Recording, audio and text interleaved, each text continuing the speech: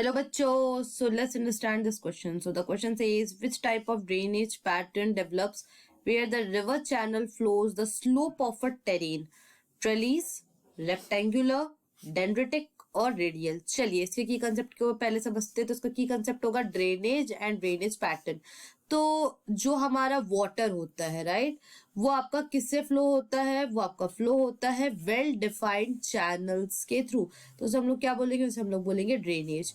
और drainage pattern मतलब क्या होता है? ड्रेनेज पैटर्न मतलब होता है कि जब आपका जो सरफेस वाटर होगा वो आपका रिवर और बेसिन्स के फॉर्म में जब फ्लो हो, मतलब एक पूरा सिस्टम हो उस चीज का, तो उसको हम लोग क्या बोलेंगे? Drainage pattern.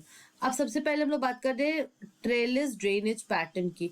तो ये जो ट्रेलिस ड्रेनेज पैटर्न होता है वो आपका तब बनता है जब प्राइमरी ट्रिब्यूटरी होती है मेन नदी की, वो पैरेलली फ्लो करती है एक दूसरे से, और जो सेकेंडरी ट्रिब्यूटरीज होती है वो उन्हें 90 डिग्री पे ज्वाइन करती है, मतलब कि राइट एंगल पे.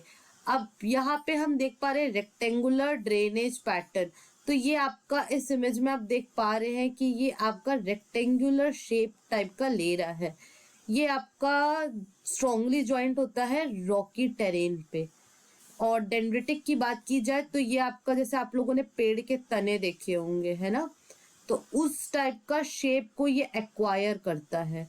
और डेंड्रिटिक पैटर्न तब बनता है जब आपका कोई नदी है वो आपका स्लोप से नीचे उतर रही है. ठीक है.